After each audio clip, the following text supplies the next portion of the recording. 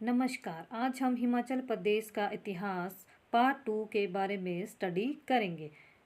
हिमाचल प्रदेश का इतिहास उतना पुराना है जितना मानव अस्तित्व का अपना इतिहास है। यह सिंधु घाटी सभ्यता की खुदाई में मिले सामग्रियों से हमें प्राप्त होता है। यह हमने पार्ट 1 में स्टडी किया था। हिमाचल प्रदेश राज्य देवभूमि पुकारा जाता था। इस धर्म में पूर्व ऐतिहासिक मानवों के अस्तित्व के गवाह है। साधारणतः यह विश्वास किया जाता है कि इस प्रदेश का बड़े निवासियों ने वास्तव में समय समय से मध्य एशिया और भारतीय मैदानों पर निवास किया। हिमाचल प्रदेश में प्रवेश करने वाली प्रथम प्रजाति मंगोल और आर्यों द्वारा अनुसरित प्रोटो ऑस्ट्रेलियन थी। इस प्रदेश में रहने वाले दस्यों और निषादों और उनके शक्तिपूर्ण राजा सांबर जो 99 किले रखता था के बारे में ऋग्वेद में उल्लेख को देवों की भूमि माना जाता है, क्योंकि यहाँ पे बहुत सारे देवी देवताओं का निवास है। जैसे मंडी को छोटी काशी के नाम से जाना जाता है। इस इतिहास के पूर्व काल से जनजातियों जैसे कोयलियों, हालियों, डोगरियों, दास, खासों, किन्नरों और किर्तों ने इस पर निवास किया। इस क्षेत्र पर आर्य प्रभाव ऋग्वेद समय के पहले से दिनांकित है। इस समय ने हिमाचल प्रदेश में छोटे जनपद की स्थापना और गणतंत्र को देखा।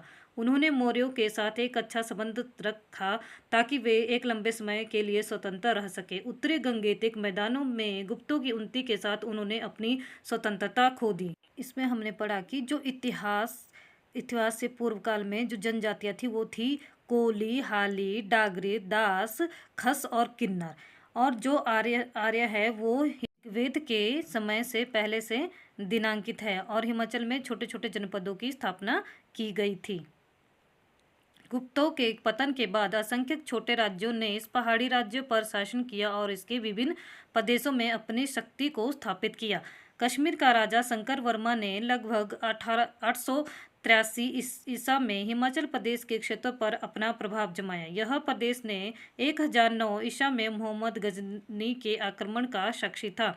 मुगल शासकों ने इस भूमि की प्रशंसा के रूप में कला के असंख्य कार्यों को स्थापित किया। गजनी ने कांगड़ा के किले पर आक्रमण किया और वहां से बहुत सारे आभूषण और संपत्ति को चुराया था।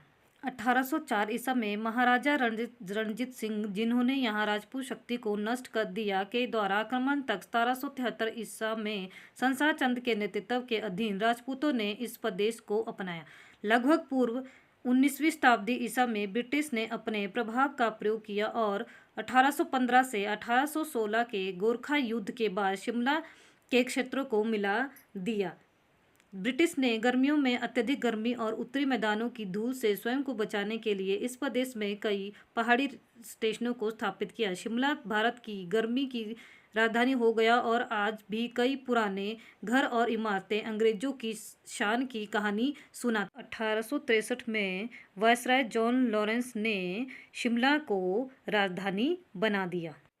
हमने यहाँ तक स्टडी किया कि हिमाचल जो है वो देवों की भूमि के नाम से जाना जाता है। जैसे हमने पहले भी पढ़ा कि मंडी जिला जो है हिमाचल प्रदेश का, उसको छोटी काशी के नाम से जाना जाता है।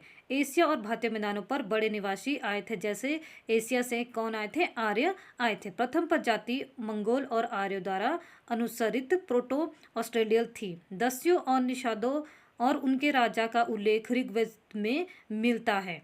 तो उनका राजा जो था वो सांबर था, जो 99 किले रखता था। यहाँ पूर्व काल से जनजातियाँ जैसे कोली, हाली, डोगरियों आदि निवास करते थे।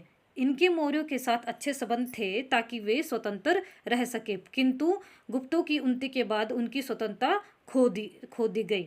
गुप्त के पतन के बाद छोटे पहाड़ी रियासतों पर शासन किया और कई प्रदेशों में अपनी शक्ति को स्थापित किया। कश्मीर का राजा शंकर हिमाचल के क्षेत्रों पर अपना प्रभाव जमाया। मोहम्मद गजनी ने 1009 में कांगड़ा किले पर आक्रमण किया था।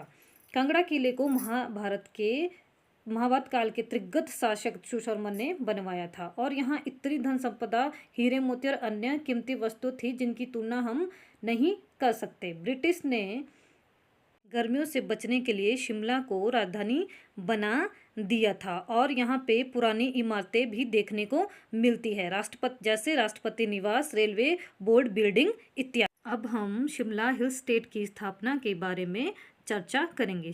1945 ईस्वी तक प्रदेश भर में प्रजामंडलों का गठन हो चुका था।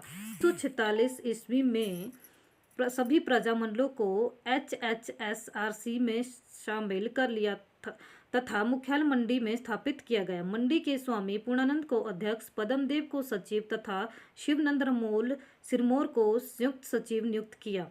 HHSRC के नाहन में 1946 ईस्वी में चुनाव हुए, जिसमें यशवंत सिंह परमार को अध्यक्ष चुना गया। जनवरी 1947 में राजा दुर्गाचंद बघाट की अध्यक्षता में शिमला हिल स्टेट यूनियन की स्थापना की गई।